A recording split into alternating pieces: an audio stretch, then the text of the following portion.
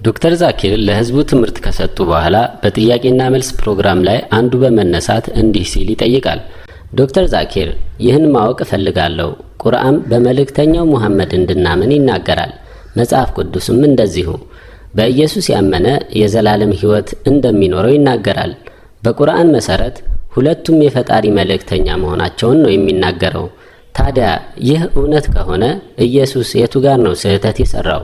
ማለቴ ይህ ሁሉ ሰው ስህተት ውስጥ እንዲገባ ያደረገው በየትኛው ስህተቱ ነው የሚል ጥያቄ ጠይቆ ነበር። ዶክተር ዛኪር የሰውየውን ጥያቄ ለህዝቡ ከደገሙት በኋላ አብራርተው ይመልሱለታል። ወንድሜ የጠየቀው ጥያቄ እጅጉን ጠቃሚ የሆነ ጥያቄ ነው። ነገር ግን ኢየሱስ አለይሂ ሰላም ፈጽሞ ስህተትን አልሰሩም። ስህተቱን የሰራው እሱ ሳይሆን ቸርች ነው። በእኛ መሰረት ኢየሱስ አለይሂ ሰላም ከተከበሩት የአላህ መልእክተኛ አንዱ ነው። ኢየሱስ በዮሐንስ ወንጌል ምዕራፍ 14 አንቀጽ 6 መሰረት እኔ ሕይወትም እውነትም መንገድም ነኝ፣ ወደ አባቴ ማንም አይመጣም በእኔ በኩል ቢሆን እንጂ ያለው እውነቱን ነው።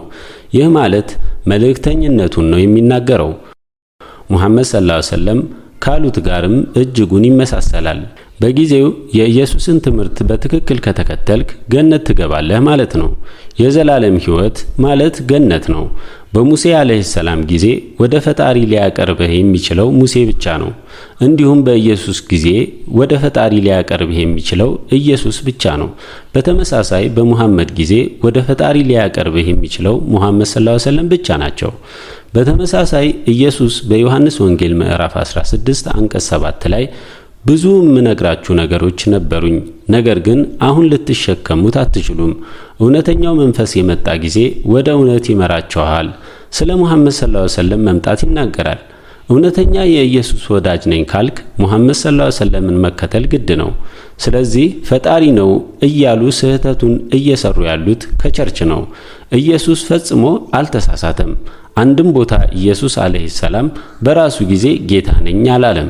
አሁንም በድጋሚ ነው ምነግራችሁ፣ ማንኛውም ክርስቲያን ከመጽሐፍ ቅዱስ ኢየሱስ ራሱ በማያሻማ መልኩ እኔ ጌታ ነኝ ወይም እኔን ተገዙኝ የሚል ካመጣልኝ ዛሬውኑ ክርስትናን ለመቀበል ዝግጁ ነኝ። ቸርች ነው ስህተቱን የሰራው፣ ፈጽሞ ኢየሱስ አይደለም። ኢየሱስ በእርግጥም ያለው በዮሐንስ ወንጌል ምዕራፍ 14 አንቀጽ 28 ከኔ አባቴ ይበልጣል። በዮሐንስ ወንጌል ምዕራፍ 10 አንቀጽ 29 አባቴ ከሁሉም ይበልጣል። በማቴዎስ ወንጌል ምዕራፍ 12 አንቀጽ 38 በፈጣሪ ፈቃድ አጋኔንትን የማወጣ ሲሆን፣ በሉቃስ ወንጌል ምዕራፍ 11 አንቀጽ 20 በፈጣሪ እጅ አጋኔንትን የማወጣ ሲሆን፣ በዮሐንስ ወንጌል ምዕራፍ 5 አንቀጽ 30 አንዳችም ነገር በራሴ ማድረግ አይቻለኝም፣ የሰማሁትን እፈርዳለሁ፣ ፍርዴም ቅን ነው፣ የአባቴን ፈቃድ እንጂ የራሴን ፈቃድ አልሻምና ማንኛውም ሰው የኔን ሳይሆን የፈጣሪን ፈቃድ ፈጻሚ ነኝ ካለ ሙስሊም ነው ማለት ነው።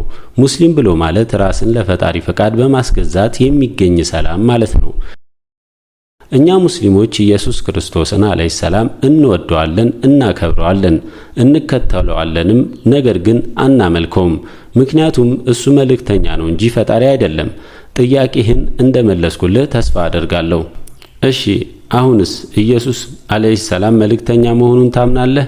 አዎ አምናለሁ። ሙሐመድ ሰለላሁ ዐለይሂ ወሰለም የአላህ መልእክተኛ መሆናቸውን ታምናለህ? አይ አላምንም፣ ምክንያቱም መጽሐፍ ቅዱስን ነው አምናለሁ።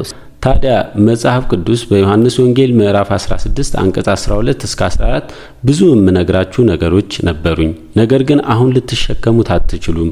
እውነተኛው መንፈስ የመጣ ጊዜ ወደ እውነት ይመራችኋል። የሰማውን ቢሆን እንጂ በራሱ አይናገርም፣ እኔንም ያልቀኛል ይላል። ወንድሜ እዚህ ጋር ኢየሱስ ስለማን ነው እያወራ ያለው? ልታስረዳኝ ትችላለህ? መጽሐፍ ቅዱስን አንብበሃል? አዎ፣ ስለ መንፈስ ቅዱስ ነው የሚያወራው። በጣም ጥሩ፣ መጽሐፍ ቅዱስን አጥንተሃል ማለት ነው። እሺ ስለ መንፈስ ቅዱስ ነው የሚያወራው ብለሃል። ትንሽ አንቀጾችን ከፍ በልና አንብብ። ዮሐንስ ወንጌል ምዕራፍ 16 አንቀጽ 7 ላይ የኔ መሄድ ግዴታ ነው፣ እኔ ካልሄድኩኝ እውነተኛው መንፈስ አይመጣም ይላል። ስለዚህ ይህ ሰው እንዲመጣ መስፈርቱ ግዴታ ኢየሱስ መሄድ አለበት። መንፈስ ቅዱስ ደግሞ ኢየሱስ ከመምጣቱ በፊት ነበር፣ ኢየሱስም እያለ ነበር። የኤልሳቤጥ ማህፀን ውስጥም ነበረ። ኢየሱስ ሲጠመቅም ነበር። ታዲያ እንዴት ብሎ ነው ለመንፈስ ቅዱስ የሚሆነው? ይህ ማለት መጽሐፍ ቅዱስን በአግባቡ አልተረዳኸውም ማለት ነው። መንፈስ ቅዱስን ሳይሆን ነቢዩ መሐመድ ሰለላሁ ዐለይሂ ወሰለምን ለማመልከት ነው። በአዲስ ኪዳን በዮሐንስ ወንጌል ምዕራፍ 14 አንቀጽ 16፣ በዮሐንስ ወንጌል ምዕራፍ 15 አንቀጽ 26፣ በዮሐንስ ወንጌል ምዕራፍ 16 አንቀጽ 7፣ በዮሐንስ ወንጌል ምዕራፍ 16 ከአንቀጽ 12 እስከ 14 ሁሉም የሚያወራው ስለ ሙሐመድ ሰለላሁ ዐለይሂ ወሰለም ነው። እኔ ልጠይቅህ የምፈልገው በመጽሐፍ ቅዱስ አማኝ ነኝ ካልክ ኢየሱስ በተለያዩ ቦታዎች ላይ ስለ ሙሐመድ ሰለላሁ ዐለይሂ ወሰለም መምጣትን ይናገራል። ታዲያ ለምንድን ነው ሙሐመድ ሰለላሁ ዐለይሂ ወሰለምን የማታምነው? የኢየሱስን ግማሹን አስተምሮ ነው ማለት ነው የምትከተለው? አስተምሮቱ የሚለው እውነተኛ ተናጋሪ አስጠንቃቂ እልካለሁ ይላል እንጂ ይህ ሰው ነው ተብሎ በስም አልተጠቀሰ። በኦሪጂናል ሂብሩ መጽሐፍ ቅዱስ መዝሙረ ሰለሞን ምዕራፍ 5 አንቀጽ 16 ላይ ሕኩመ ሙተኪም ፊ ኩሊ ሙሐመዲም ዘይዱ ዚወይዛራይ ዘይነ ጀሩሰለም በስም ተጠቅሷል። ፊ ኩሊ ሙሐመዲም ሙሐመድ ስሙ ሲሆን ኢም ደግሞ በዕብራይስጥኛ ለክብር የሚገባ ቃል ነው። አሁንስ ታምናለህ? ሰውየው እጅጉን የሚሉትን አጡ። አየዋለሁ፣ ሄጄ አነባዋለሁ። መጀመሪያ ቸርችን ልትጠይቅ ነው? አይ በራሴ አየዋለሁ። እስከ መቼ ነው የምታየው? እሺ ዛሬ ማታ አየዋለሁ። እኔም ከነገ ወዲያ ነው የሚሄደው።